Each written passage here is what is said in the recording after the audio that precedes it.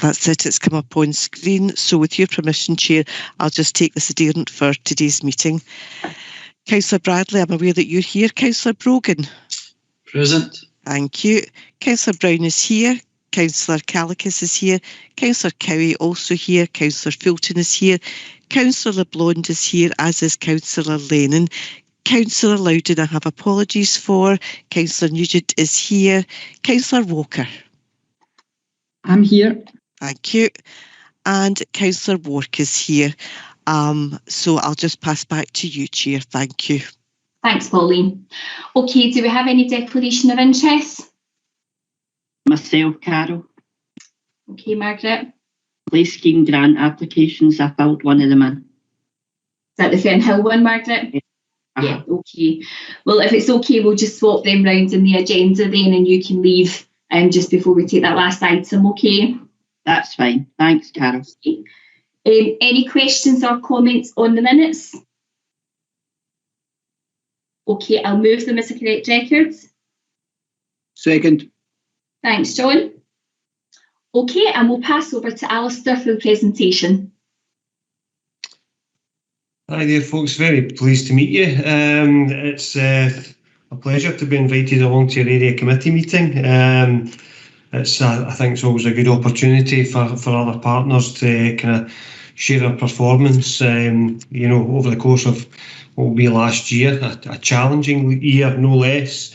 But what I'll do, just before we get started, I'll share my screen with you, and give me 2 wee seconds. Now, can everybody just confirm, just a kind of general nod or a moan or a groan, that everybody can see that? Yes. Good. That's perfect. We'll try and do this.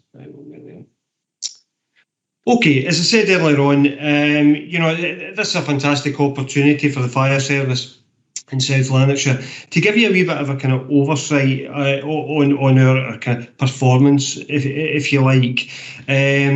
We have effectively 10 key performance indicators within this report, all linked to Cambuslang and Rutherglen areas. And what I've done is I've summarised these for you.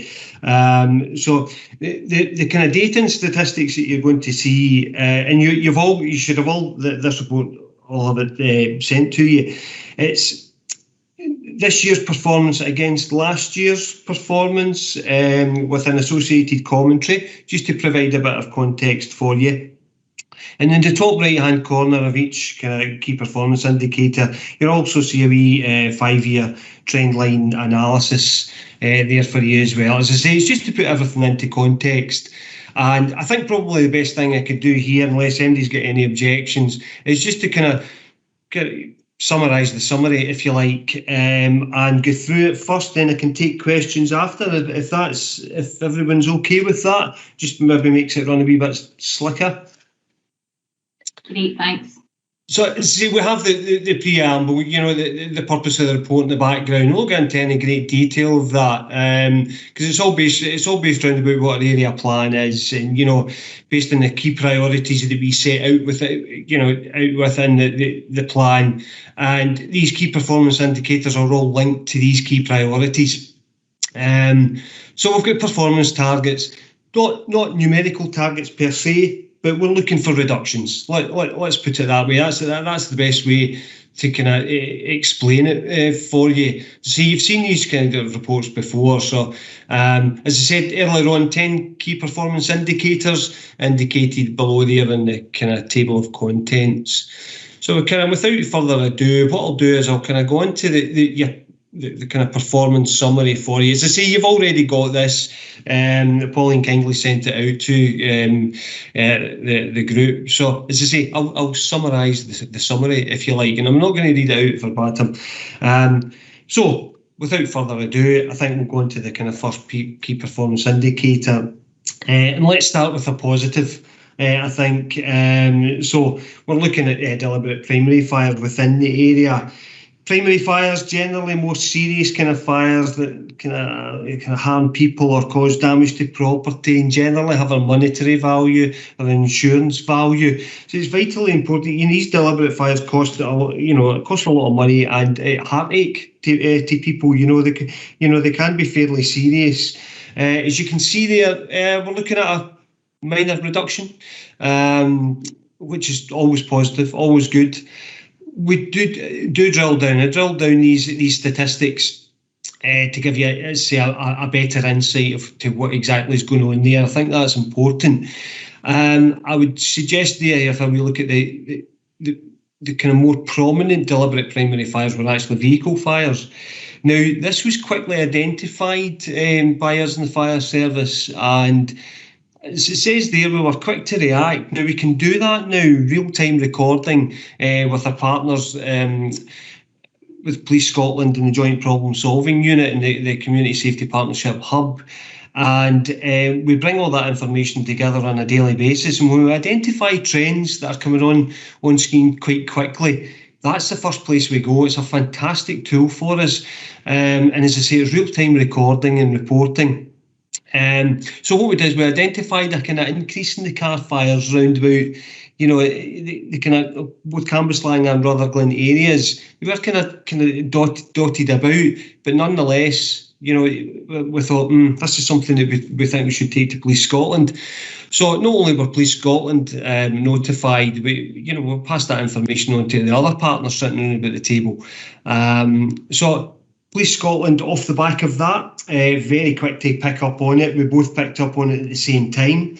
And that collaborative data, if you like, has basically supported a Police Scotland demand reduction strategy, which, I'm assuming you'll speak to your Police Scotland colleagues at some point about that. But as I say, real-time recording, and, we're taking action, which is really valuable. And as I say, I cannot stress enough the value of the Community Safety Partnership Hub, and that, what it can do to lead to kind of prompt action when we identify these trends.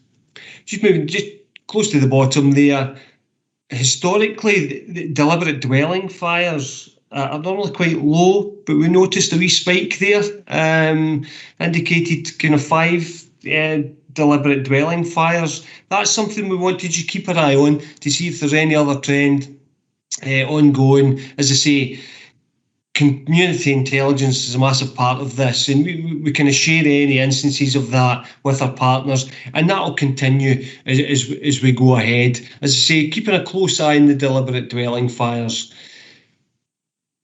Moving on to deliberate secondary fires, this was always the one I was a wee bit disappointed with this, because we'd worked so hard over the kind of preceding years. We'd seen a real drop in activity. You can see that, in that trend line. And we were quite proud of the fact that the partnership approach was actually really working. And then we obviously get the spike. Now, you'll see by the commentary there that there was a considerable spike in the kind of Rutherglen South area. It's the biggest spike we've seen in a wee while, actually, a kind of 48% increase compared to last year, around about the Drummelaw, Fernbrae, Shieldaig. These were always areas, in years gone by that we really focused on. As I say, we put a lot of time and effort into demand reduction there, but it seems to have kind of increased a wee bit there. I thought it was important, to be quite specific about the areas there, because an increase such as that, we can't afford to be generic. I think we need to be quite specific. I'm sure you agree with me there. As I say, happy to discuss towards the end of the report. Again, any instances and trends, we're responding to that, gathering the information and communicating it through the local problem solving groups and community safety partnership hubs. Refuse is the most common category there. Let's see, we can get a wee bit of discussion, towards the end of the report about that, if you like. Moving swiftly on, accidental dwelling fires. I don't want to dwell, if you pardon the pun, don't want to dwell too much about that specific increase. That's an increase of 4. It's 10%. It's 4 other instances. But actually, over the reporting period, we're kind of slightly below that average. It may be a red arrow, but I wouldn't be overly, we're not overly concerned about the increase. It's in line with averages. And we ask ourselves the question, the accidental dwelling fires, is COVID-19 a contributory factor? Maybe, but we probably won't know that until maybe next year. Then we'll get a clearer idea. But you've got to imagine that more people in their homes, there are more instances within the home environment. So potentially COVID has had, quite an effect on the accidental dwelling fires. As I say, we'll probably not really know until next year, until we look at the statistics again. Main cause of fire, cooking. Absolutely. And people falling asleep and being distracted. It's really common. But encouragingly, I suppose, more people have more smoke alarms in their homes. And they do raise the alarm, they do save lives, which is really, really encouraging for us. And we continue to kind of drive forward with that fire safety message on all the different platforms there, just to inform people to remember to have the smoke detection fitted, test it weekly. I gather everybody at this round about this table tests their smoke alarm weekly. So you can see everybody nodding, although I can't see you.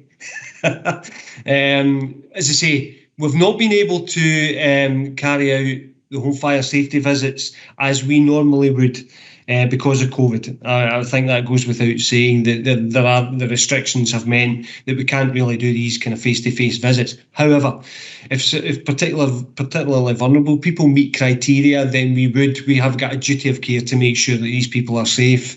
Any high risk individuals or homeowners or residents that we had on our system, we carried out telephone consultations, and they are in the process of now picking up their face-to-face visits as restrictions start to kind of ease a wee bit. So that's good. We've got a wee bit of a backlog, but we still managed to deliver the message, even although they were at high risk.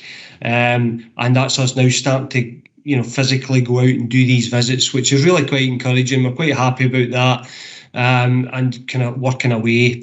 But the message remains the same. The smoke alarms, they do save lives. And that statistic there is really, really encouraging that 80% of the homes have actually got them. Moving on, accidental other building fires. The numbers here are low. They're historically low. They're not high numbers anyway. But you can see the peaks and troughs there over the last 5 years. I don't know whether there is a correlation between that COVID-19 restrictions, more people in their homes, and woe betide, or wouldn't you just know it? Within that accidental other building fire category, that saw an increase as well, and it was predominantly private garden sheds. Funnily enough, that's just that's a statistic. The numbers are low. I must admit they're not particularly high. I wouldn't be overly concerned about that red arrow. Again, as I say, we see peaks and troughs.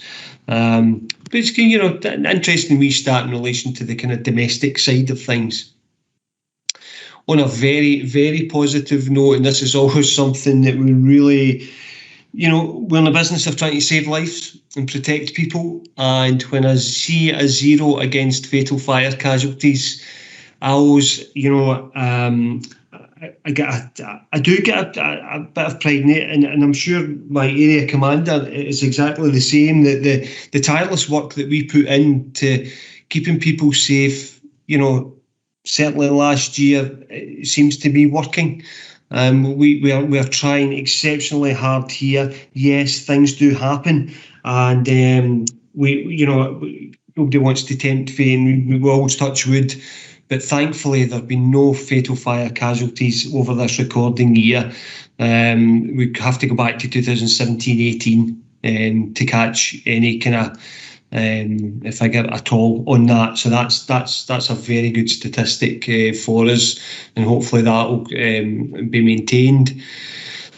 Moving on to the kind of non-fatal fire casualties, it's a very, very minor increase of 3. As I say, despite the rise in casualties, it remains below that 3-year average. And there's not that many, to be perfectly honest with you. Injuries don't seem to be quite as serious as what they've been in the past. 4 occasions people went to hospital and 6 were given first aid at the scene. No drug and alcohol impairment identified. So there was no significant prevalence over these. So as I say, numbers aren't huge, and it's I would say the fact that it's not rising significantly is a good thing. Where we would in the past maybe have suggested that smoking-related incidents were quite high up in the agenda, as it says there, lowest in 3 years. And it's cooking incidents now that are the main cause. It's amazing how things change. There's ebbs and flows all the time. As I say, that's part of the fire safety message about safety using smoking and cooking. But when people get distracted, it's difficult. We can't be in their home, unfortunately, to kind of stop it. And a lot of it's reactive. But as long as we're keeping these numbers as low down as we possibly can, that's the main thing. Moving on to the kind of special service side of things, road traffic collisions. Now, historically, Cambuslang and Rutherglen has never returned a huge, number in this category. But certainly, it goes without saying that a reduction of 14 incidents compared to last year is fantastic. It's excellent. Obviously, with less cars on the road, you would expect there to be kind of less road traffic collisions. So that's not really a surprise to us. It's been the lowest figure in 5 years. Is it COVID related? Again, time will tell. Do you know what? Hopefully not. Hopefully not, and we can keep that down. One thing I want to draw your attention to there is that wee statement at the bottom in relation to one of our education programmes with virtual reality headsets. Our community action team have done a fantastic job of bringing together a road safety programme, predominantly for the schools, but it's open to absolutely everybody, including yourselves, I might add. It's a virtual reality kind of episode, if you like, which highlights dangerous driving, and you are effectively a passenger within a moving vehicle who's involved in a collision. And it's a really thought-provoking kind of look away, close your eyes moment. But it's a fantastic piece of kit. It really is. And it's open to anybody. And I say I'm more than happy to kind of share that with you and so that you can have that experience of the virtual reality and maybe experience not only being in a vehicle, when the incident happens, but all the procedural stuff that goes on when the emergency services turn up, because that's part of the virtual reality video as well. See, I'm more than happy to share additional content in relation to that moving forward. You can catch up with me later on about that if you want. And special service, fatal and non-fatal casualties, again, fantastic trend line. It's moving its way down. We've got, down from 18 to 13 casualties. That's a welcome reduction. And the real positive was the fact that we had 0 fatal special service casualties last year, none at all. And as you're probably aware, further down that commentary there, that we actually look beyond fire, because special services aren't all about fire. They're about road traffic collisions. They're about rescuing people from height, rescuing people from, down low. It's about identifying people who are at risk of falls. And there is a wee element that I put in there which I thought was quite important, and it showed a bit of success. You're probably well aware that the fire service chair the unintentional injury subgroup, and part of that agenda is to minimise the risk of falls or minimise the risk of injury within the home environment. So as a group, we had agreed that the salt sticks that we can buy, we thought actually we can do that as a bit of an initiative in November, coming into the kind of summer, the winter, the icy months, to reduce the amount of falls and A&E admissions. So that was a real collective approach with that. and we managed to kind of purchase, over 1,600 salt sticks, which we store just now. And the partners across the board, which include Care and Repair, NHS, Police, Education, Seniors Together, Vaslan, Care and Repair, we all identify those who are most vulnerable within that category and deliver the salt sticks to them. It's been a fantastic initiative. It covers all 4 localities in South Lanarkshire, and hopefully, funding, pending funding, that we can continue that year on year. So that's a real positive. That's us looking beyond fire and looking at risk, beyond fire and risk within the home environment and protecting people that way. Last couple, onto false alarms, malicious false alarms. The numbers here, well, thankfully, we've seen a sustained kind of low figure. The primary and secondary schools here are where the issue are. That's where the most actuations actually happen. And basically, having a point of contact within education services is an absolute boon, because we can just kind of further analyse, scrutinise a wee bit deeper. We can spread that message, not only to the kid, to the young people within the school, but to the managers, to the teachers. That's vitally important. We need to make sure that everybody's fully sighted on what the issue is. So certainly, we communicate our analysis on malicious false alarms to the education services managers. So hopefully that'll help reduce demand.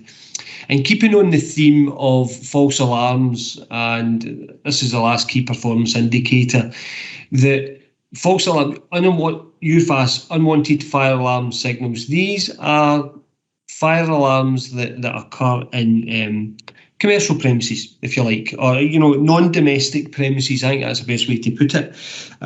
So there was a 16% reduction. And that is an excellent return. That we carry out a massive amount of work to try and drive down these figures. They've been the lowest for 5 years. Over a quarter of actuations occurred in care homes.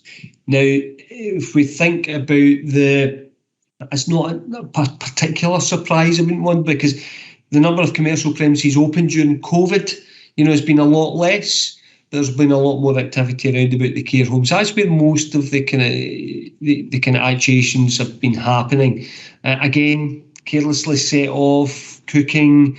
It's they take up a lot of time. And unwanted fire alarm signals, basically, they equate to about 20% of all of Cambuslang and Rutherglen's activity. Our activity within that area. So it's quite a lot. It's a fifth of the activity. What we do locally is, certainly at the fire station, we have local UFAS champions. So they place more scrutiny. They really drill down where the issues are, right down to where a smoke detector actually actuated, in specific rooms. And what that does is it just allows us to kind of be a bit more specific and basically target our interventions an awful lot better.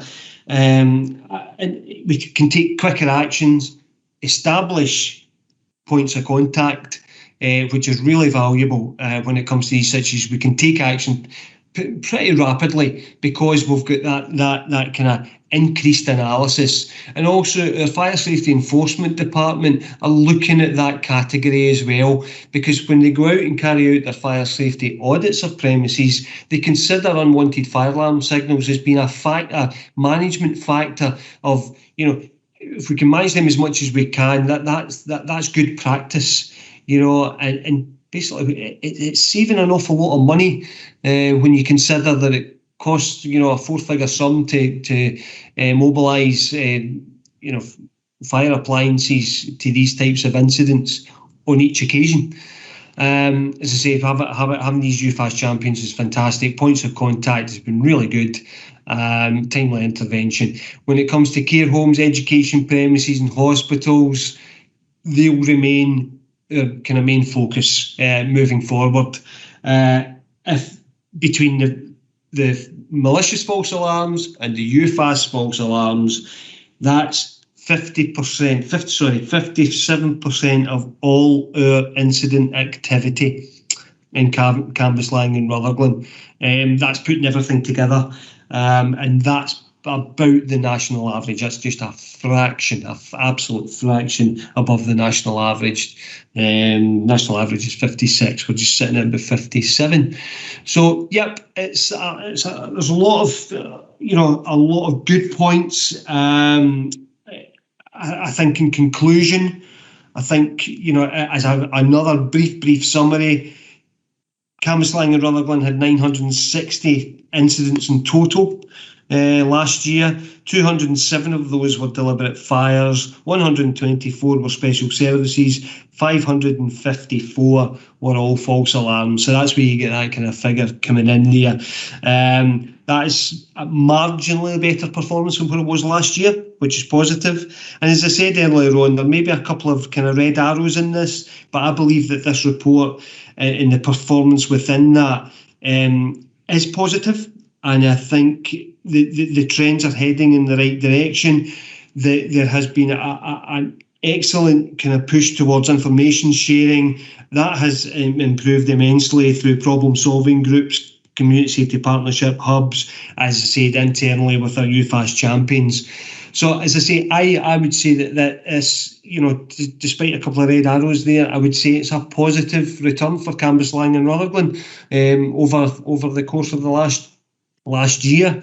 And I'm happy to take any questions that you might have. Thanks, Alistair. Thanks for the presentation. And thanks for the reminder to test our smoke alarms weekly. I will hold my hands up on that one. Okay, we'll open it up to questions.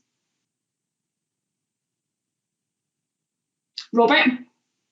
It's not one thing that was mentioned there, but a year or two back, we used to get quite a lot of problems with fire hydrants being let off by kids and what have you in the area. Quite a significant problem. I'm not myself conscious of any recent issues to do with that, or just maybe I didn't know about it. But has there been a change in that? And if so, what's been the secret of success on it? Yeah, there has been, Robert. Quite a change in that. It used to be quite a significant event. Now, these can be driven sometimes by weather conditions, which they can be quite significant then. What I would say is I mentioned about the education programme that our community action team have been carrying out. That's tireless work round about the schools. And certainly last year, pre-COVID, we had addressed 3,500 secondary school and primary school children in relation to fire-related antisocial behaviour. That was the largest number that we had engaged with, compared to previous years, and I think it's made a massive difference. I think the fact that we're a wee bit more visible than what we used to be within the schools and within that kind of youth environment, it makes a massive difference. And that's what we're driving towards. And yes, there has been a significant drop in, what we would call open hydrants. It's still an issue. We still need to raise it. It's part of that fire-related antisocial behaviour theme. But yeah, you're absolutely right. I think, visibly, certainly anecdotally, there's a lot less than what there used to be. And I think that's just because, young people are, who would generally set them off, are a bit more educated now. Yeah. I would like to think, I hope so. I keep my fingers crossed about that. Yeah. Thanks, Alistair. Thanks for the report, by the way. No problem. Thank you. Walter? Yeah, thank you very much. Thanks, Alistair, again for the report. I'm councillor in Cambuslang East, and same lines as Robert was going on about in terms of the weather and the children. We used to have lots of fires round about from May to August in our area, mainly by the school kids. So I think you must have done a wonderful job there, because this year I've hardly had a complaint at all. Do you know if it's the weather or or your training or retraining that's had the biggest impact? Well, obviously, Walter, I'm going to claim this one for ourselves. There are many different factors, but I would certainly say that the engagement element of it is huge. Now, it's our team has run off their feet, the community action team and the operational crews as well. What's interesting to note as well, that I don't think I mentioned it there in the report, that weather is a factor, and another factor that had come into play was the bonfire season. Now, you would think during the bonfire season that there would always be that increase. Well, actually, this year there was a different picture, and the numbers during that, the 4th, 5th and the 6th of November, have been at the lowest for the last 5 years. So we think, right, okay, where else is it? Must be happening somewhere else. I don't know, Walter, whether attitudes change because of the amount of kind of activity or the amount of visibility that we've got now. But we focus so much on it, and that information sharing that I was talking about earlier on. Certainly at the Community Safety Partnership Hub, historically what we would have done there prior to the hubs being created, we would maybe have communicated that on a quarterly basis, the issues that were maybe happening, in your specific ward. Now it's a daily process. So if there's any, instances of antisocial behaviour, or spate conditions with fires, or youths congregating, we identify that immediately. We've got all the points of contact, all the partners are around about the table, and it's now simply picking up a phone and saying, we've got an issue. And generally, it's dealt with, or it's acknowledged within that 24-hour period. That whoever put the information in has now got information back because somebody has taken action. So I'm kind of hoping, we always hope that that it's a constant and it remains lower. But I think the fact that you're seeing less activity in relation to complaints and stuff like that's good for me to know, because that's often information that we don't get. So I can only imagine that what we're doing is working, and long may it continue. Yeah, if we can just come back in, I think one of the things that's happened in our area over the last 4 or 5 years is we've had our own fireworks display. Yeah. And that's really attracted a couple of 2,000-3,000 people now, and it's getting bigger, so we might need your help there. But that's obviously cut down the number of fireworks displays that will be going on throughout the area. But on that, a note of caution, I think people are going to have bigger and better fireworks this year because they missed a lot of it out. Missed out a lot last year.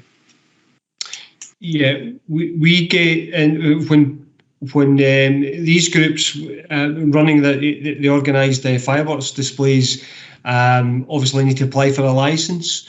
We are cited on that. Every licence that comes through, we are cited on that. So if we have any issues with it, we can either speak to the organiser or go through the licensing department within South Lanarkshire Council. So yeah, we're pretty well cited on that. We keep a very, very close eye on things. It's important that people enjoy themselves, but as you say, fireworks are getting bigger. And as long as they're contained within a certain kind of area, that's absolutely fine. It's all controlled. But yeah, a close eye on all these kind of things. Janine? Councillor Cleacus, you're muted. Hi, yeah, can you hear me now? Yes. Yeah. So, you'll be aware, Alistair, one of the vehicle fires that you talked about happened in my ward over the last year in Jedburgh Avenue. Yeah. And there was an issue with getting the appliance to the fire. And that was not just a vehicle fire, but the vehicle was parked in the driveway of the house. And the way Jedburgh is, there's no room. So it was right next to the house. And essentially, had sort of melted the front of the windows and things like that. Yeah. really, there was a great response from the fire and rescue service. Leaflet drops, lots of social media about, considerate parking and so forth. And the council have put a TRO through, and, that it's being dealt with at that particular area in terms of trying to encourage people to park more considerately, make sure that they're not blocking off these corners and stuff like that. But it really is a persistent problem in this ward here in Rutherglen, that there are just so many wee streets like that with these tricky corners and things like that. Yeah. So initially, what I wanted to ask was what's being done to sort of be proactive about that and not kind of wait for something like that to happen, but actually are and do something about them. And also the gentleman whose house was subject to that used to work for the fire service, so we had a long chat about what some of the issues might be. And one of the things that he kind of identified was that when there's a fire here, the appliances can be sent from Polmadie, but I just wanted to get your kind of idea about this. His feeling is that when that happens and they're coming out from Polmadie, they don't know this area that well, whereas if it's coming from Cambuslang, they know the area better, so they wouldn't come down an area where there's likely to be a bottleneck and so on and so forth. So I just wondered what your opinion was on that as well. I think if I kind of back engineer that a wee bit and start from your last point there, neighbouring stations are their topography is very good, actually. I wouldn't consider it as being a huge factor, Janine, and it's to allay any fears there in relation to the fact that they may never be able to kind of find a location. We're quite resourceful, and their topography is normally, mine's rubbish, but theirs is really good, and so from that point of view, we've got knowledgeable firefighters and fire crews, kind of work and live in these areas. And the emergency response, there's not any specific delay there. Because the call is made, when the call is made, the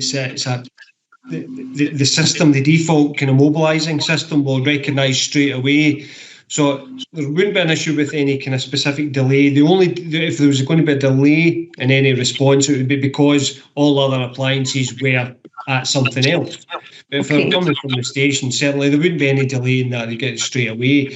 In relation to the kind of certainly the parking issue has been, I think we've spoken about this for years. What we've actually started to do, we've found great success in social media platforms and Twitter. So we in fact, only last week, we had tweeted a message about that very fact, about leaving enough space for the emergency appliances. That kind of 3.5 metre gap. So that's something that, we're constantly kind of using the social media platforms, but it's not just that. We still need to do our leaflet drops. I think being visible within these areas when there's not an incident is quite important as well, Janine. So that kind of face-to-face interaction, that's the proactive side that we take. Social media and that face-to-face interaction at street level, because I think that's where you make a difference. Okay, does that answer your question? Though? It does answer my question, and so as a follow-on from what you just said there, sometimes as councillors we do maybe a street surgery with the police. We'll do a walkabout with the housing teams and stuff like that. Is that something that we could do with you guys? Sort of go around these identified kind of hotspots and chat to people and do a wee bit of promotion around that? Absolutely not a problem. That's one of the things I'm kind of pushing at my area, within the area, is that more interaction in relation to more partnership interaction with the public, whether that be environmental visual audits, walk rounds. Yeah, that's absolutely open to that. Absolutely not a problem at all. You can contact me directly about these things as well, because we've got different station commanders for each respective area. We're all looking to sing off the same hymn sheet, if you like. So that's a very proactive element that we kind of been more than happy to get involved in. Absolutely. Brilliant. So I'll drop you an email. No problem at all. Great. Thanks, Alistair. Alistair, can I ask you one final question, if that's okay? It's about cooking. Now, I'm aware this is going to totally give my age away, right? But when I was growing up, it was all on the TV about chip pan fires. Is that still the case? Or I think I probably don't know many people that now have a chip pan, so it's just out of interest. Is it still an element of that, or is it more kind of general in terms of cooking? It's general cooking. People still have chip pans. No question about it. Still, people still have chimneys. People's cats still get stuck up trees. Yes, yeah, I'm being honest. It's more a generalised cooking. Grill pans, pots left on, stuff left in the oven. I think sometimes it's less so the style of cooking and more about the distraction. It's about other things that are going on within that home environment that's causing it to happen. Maybe not cooking techniques per se. That would take an awful lot more analysis. Asking more questions about individuals. And their methods of approach. But yeah, in answer to your question, it's a kind of general cooking as opposed to one specific style of cooking. Walter? Yeah, thanks. Can I just add a wee bit, Carol? Alistair, your salt stick initiative was very worthwhile and very successful in the halfway area, especially amongst I wouldn't say the pensioners, but let's say 50 and above, who had difficulty getting out their gates, not just in the hill areas, but even in the flat areas, where the pavements don't get salted anyway. So I think it's something very, very worthwhile, and hopefully you'll continue it again the end of this year. Thank you. Yeah, hopefully, fingers crossed that we can get the kind of funding to carry that forward. Yeah, I kind of echo that. I think it's a fantastic initiative, and it must make a difference. It's got to make a difference. Great. Any more questions for Alistair? No. Okay, thank you for coming along today. It was really useful and really appreciate you giving up time. So I know how busy you are, so thank you. No problem at all. Just a final message to everyone there. If you require any specific breakdown, you just need to contact. You can contact me directly, and if you want to discuss anything beyond what we've spoken about today, I'm more than happy to take any kind of correspondence from you moving forward. So thanks again for your time. It's very much appreciated. And if it's okay, I need to ask Pauline if I can leave. No, feel free, Alistair. No, you need to crack on. Thank you. Thank you very much. Much appreciated. Thanks, Alistair. Appreciate it. Bye. Thank you. Thank you.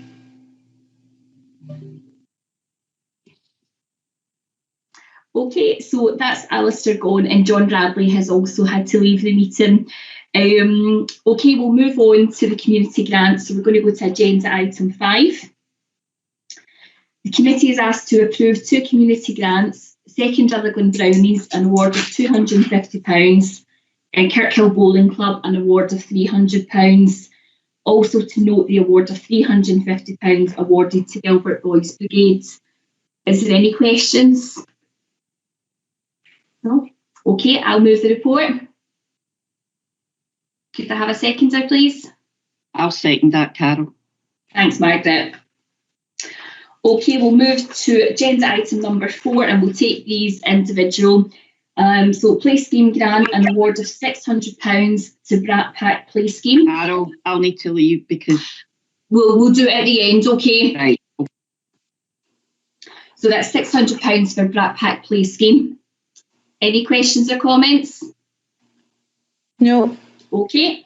And there has been a change to the report. So Cambuslang Universal Connections had requested £600. They have now advised that they're not proceeding. They're running a recovery programme with support of the Scottish Government. We've been asked to approve in principle an award of £600 to High Flyers in Cambuslang. So that's the update. Is there anything I've missed there, Pauline? Because I know this has just changed. No, that's it, Chair. Okay, so any questions or comments on them? Okay, thank you. And if you want to leave the meeting, Margaret, we'll take the last item. Thanks, Carol. Bye, See you everybody. later.